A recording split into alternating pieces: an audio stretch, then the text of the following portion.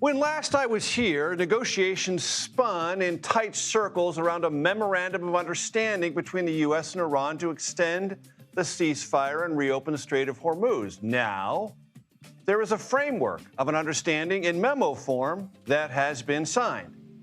The spinning now is about what it means and who gets what when. Details? Non-existent. Nothing on paper to evaluate. All we have is what is being said. So, cue President Trump after arriving in France for the G7 summit. The deal's all signed, and the strait is already partially opened. As you know, they're doing a little hunting for a couple of mines that they've already found, but it's essentially ships are starting to go out now. On Friday, it'll be completely opened. That is not the consensus opinion, even within the Trump administration. Vice President Vance said today that it may take 2 weeks for tanker traffic to return to pre-war norms. Global energy markets did not seem to fret over these logistical details. Oil prices slid to near pre-war levels, but it may take a month or possibly longer for you to notice any real difference at the gas pump. Remember, gas prices take the elevator up and the stairs back down. Speaking of back down, who did? No one knows. No text of the framework is available. Typically, when something of this magnitude is signed, it's ready for publication. Not this time. So, when? I want it to be released because it's a very powerful document. It's not like the Obama document, which was just a terrible document. This is a very powerful document, and I want it to be released. So, probably pretty soon. I would say sometime after Friday. After Friday? Why wait so long? Is it still being worked on? Who understands what's been agreed to?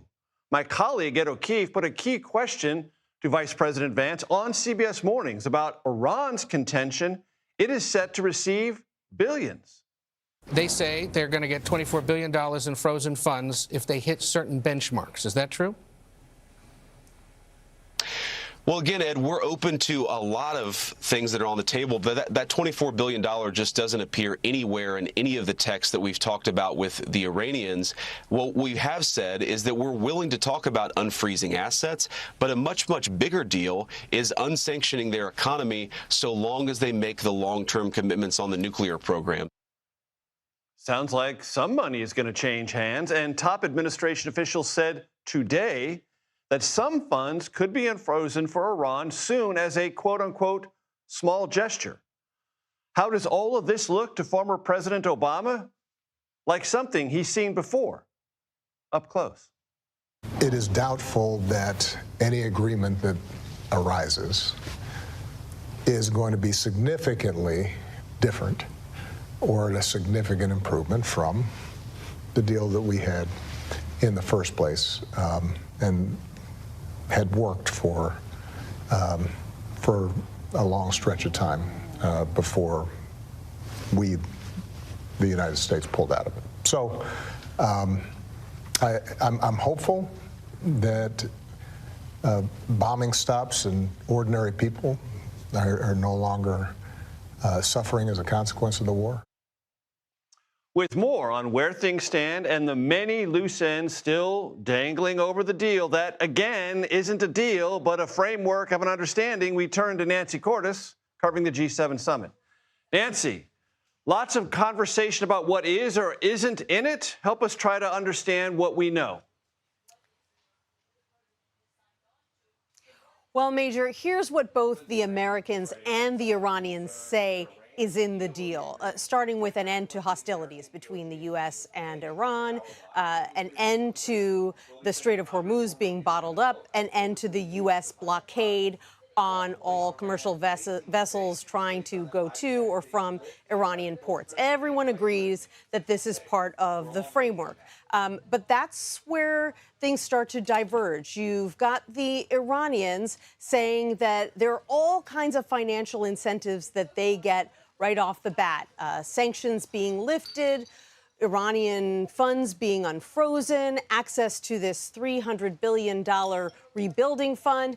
And U.S. officials are saying, wait, not so fast. Yes, maybe we'll release a little bit of that money up front. But in general, the Iranians are going to have to put skin in the game. They're going to have to sit down for serious, technical, nuclear negotiations starting on Friday for 60 days and really show that they are willing to make serious concessions when it comes to their nuclear program before they can gain access to these funds. Now, all of this would be really easy to clear up if we could see the memorandum of understanding. But we don't have access to it yet. We haven't seen the text. President Trump, as you noted, said perhaps we'll see it sometime after Friday.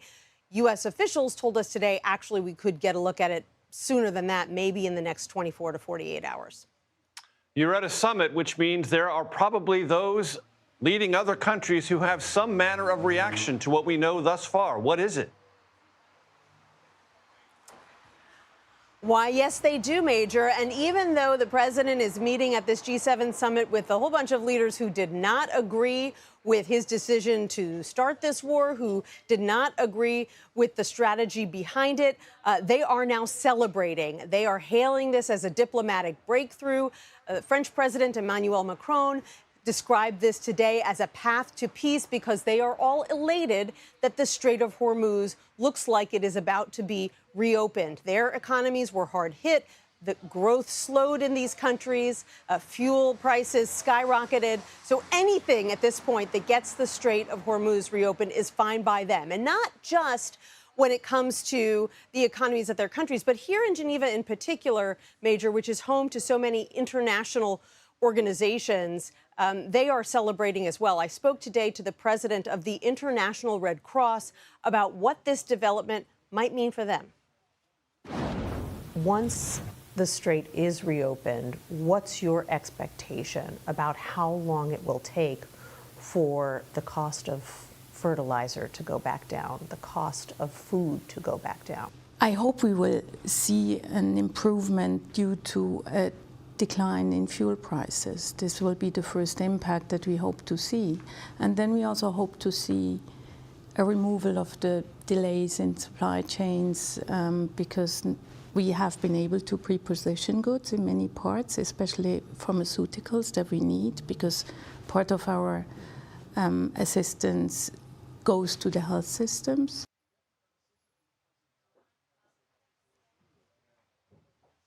She says the longer that the strait remained closed, the more expensive it became for the Red Cross and other organizations to do their jobs helping people around the world. Major. Nancy Cordes, great stuff as always. I appreciate it. Aaron David Miller joins me now. He is a senior fellow at the Carnegie Endowment for International Peace and a friend of the program. Aaron David Miller, always good to have you. Give me your 30,000-foot evaluation of what this is, what it might mean, and what we still need to figure out. I'd only ask one question. Having been around negotiations most of my professional life, where's the text? Right. And frankly, there's a reason the text is not being released, and that is because I think they don't want, understandably perhaps, but inevitably, everyone taking shots at it.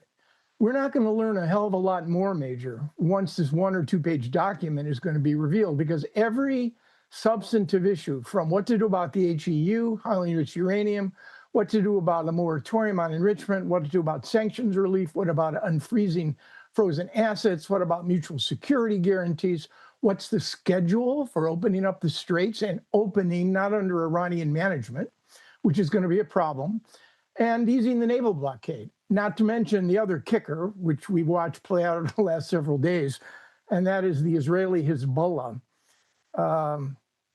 conflict that could prove to be I won't say a spoiler, but it's going to have to be managed. It's going to have to be managed, and it appears it has created, maybe at the margins, but a marginal rift is still a rift between President Trump and the Israeli Prime Minister Benjamin Netanyahu. Could it be, Aaron David Miller, that on the other side of this conflict, there could be something that didn't exist before, which is a divergence in U.S. and Israeli interests in the region? fascinating question. I think that U.S. and Israeli interests on Iran diverged midway through this war, when it became clear in the mind of the Trump administration whatever pretensions or aspirations they had for regime change was not going to take place. I mean, you have the president now describing the Iranian negotiators as pragmatic.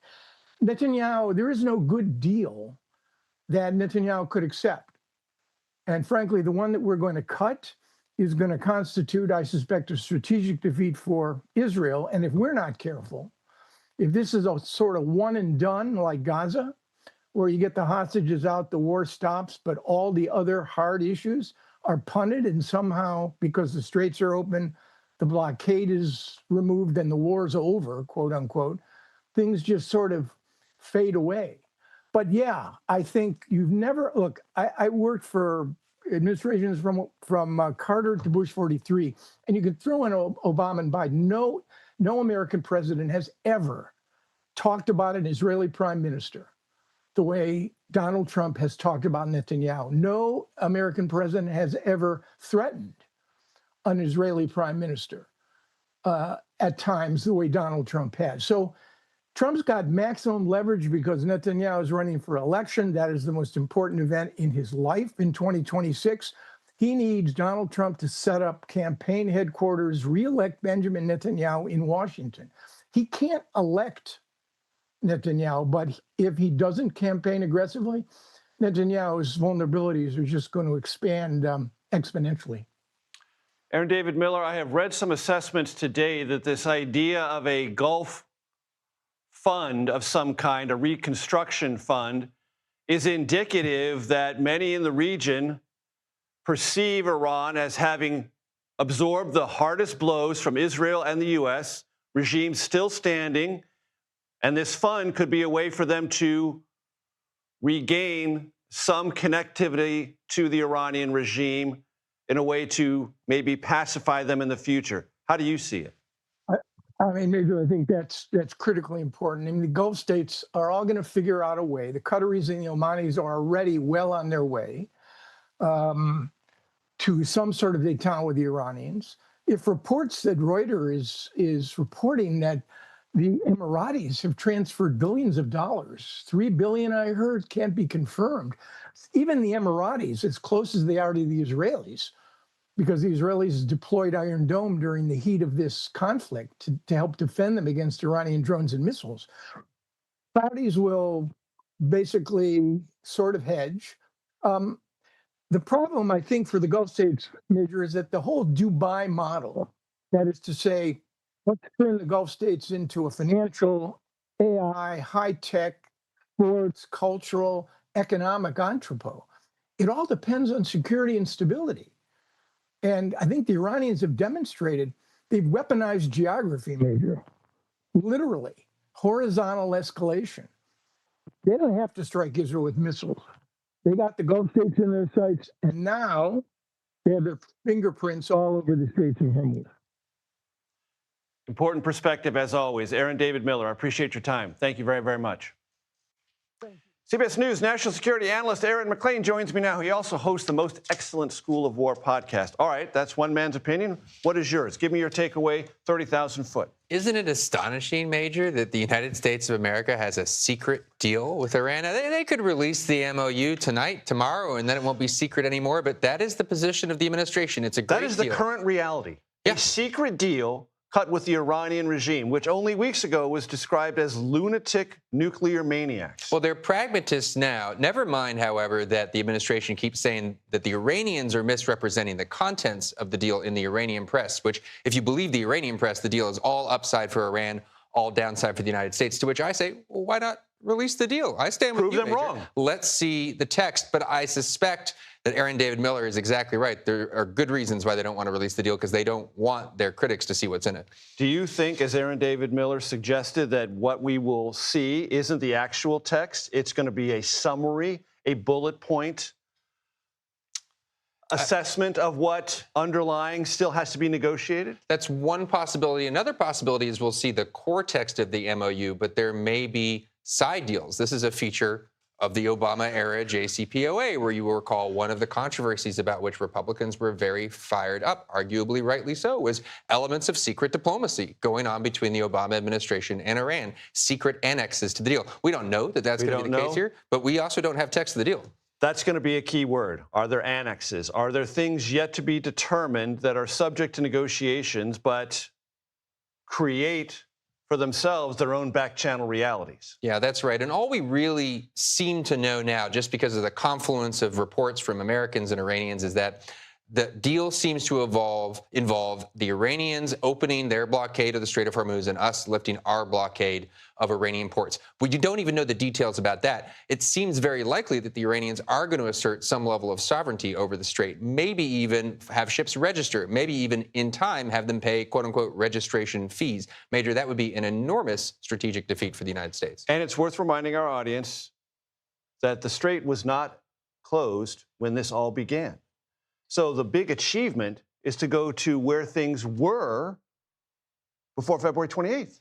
That's right. Look, the best case scenario is there's a kind of clean trade of blockade for Iranian strait opening, and then we get to the work of negotiating the nuclear stuff, which in a way takes us back to where we were supposed to be on April the 7th, where you'll recall the president declared a ceasefire in return for the strait being opened. It wasn't open. But that's the best case scenario. The worst case scenario is the United States of America essentially pays extortion to the Iranians to open the strait, but then manage the strait and releases its leverage over Iran by lifting our own blockade and then enters negotiations over the nuclear deal with that diminished leverage. That's not a pretty picture. No, and it's very much like the harsh criticism that Trump has for years inveighed against the Iran nuclear deal negotiated by President Obama, basically paying ransom to Iran for something that they could have achieved through other means. Now, look, I mean, the vice president said on CBS Mornings today that this deal, and he was referring... is actions-based. That's right. It's actions-based. And he also said in the grammar of his answer with regard to the MOU, it will end